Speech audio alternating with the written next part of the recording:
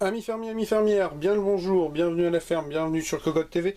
Aujourd'hui je vous présente le Zonuse de Cooler Master ou CM Storm au choix. Donc CM Storm, les périphériques de jeu de Cooler Master, ce qui fait que l'un ou l'autre ce sont les mêmes. Que dire sur ce Zonuse ?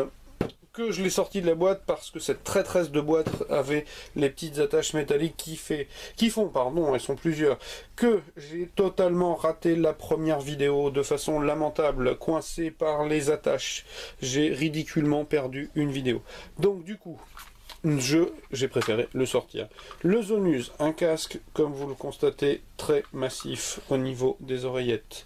Alors, il est intégralement recouvert de soft touch, de couleur grise. C'est la couleur qui va pile poil avec le clavier Trigger ou le clavier dont j'ai oublié le nom mais qui est le plus court, le Quickfire Pro. Voilà, le temps que je le retrouve.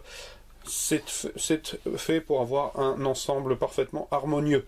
Alors, sur l'intérieur, sur la face intérieure, nous trouvons un petit patin recouvert de peau de pêche, de façon à gérer l'appui sur le haut de la tête.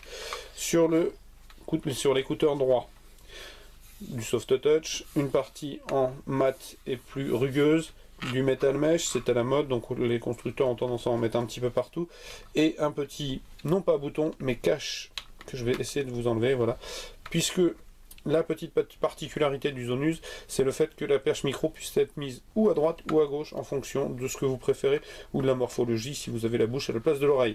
Mais c'est assez rare. Ceci étant, la coupelle est en plastique. Ensuite, on trouve une bande de Sky, la mousse recouverte de peau de pêche. Au fond, une petite mousse acoustique. Donc, l'ouverture ici est de 97 mm, ce qui normalement devrait pouvoir permettre d'y mettre de grandes oreilles comme les miennes. Alors, c'est vrai que même vue intérieure, ça fait un casque très très massif. Sur l'autre côté, nous avons la perche de micro, donc qui est déplaçable et que nous pouvons en retirer. Donc je vais la replacer.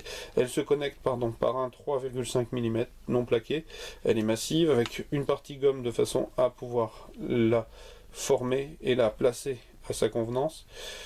Le micro est lui-même recouvert de plastique gomme, donc je remets et je redescends. Non, j'ai raté, pardon. Voilà, là c'est correctement mis. Donc petite résistance, ça devrait normalement tenir. Donc l'écouteur est identique, puisque c'est un casque. Le câble est tressé et se termine par 3,5 mm plaqué. J'ai oublié de passer par la télécommande au format grainerie gigantesque. Donc un petit curseur qui va permettre de couper le micro, ça c'est normal. Une petite diode qui permettra de visualiser l'allumage ou pas. Et une très fine molette, pas forcément très préhensible, pour monter le volume. Que dire de plus? Que j'ai oublié de vous parler du bundle. Le bundle, le voici.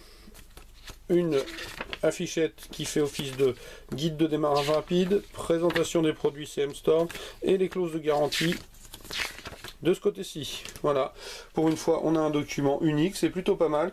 En termes de technique, c'est écrit au dos de la boîte, le Zonuse fait appel à des drivers de 53 mm, ce qui est assez conséquent puisque jusqu'à présent peu de casques avaient fait appel à des drivers aussi grands. Que le spectre couvert court de 10 à 20 000 Hz, que l'impédance est de 45 ohms, qu'il a une sensibilité de 98 dB, etc., etc. Le reste n'est pas particulièrement intéressant pour la présentation. Je vous invite à venir lire le test écrit sur Cocotland, que vous aurez très très bientôt sur Cocotland, évidemment, puisque nous sommes sur Cocotland. Voilà, je vous souhaite une bonne journée et je vous dis à très très bientôt. Au revoir.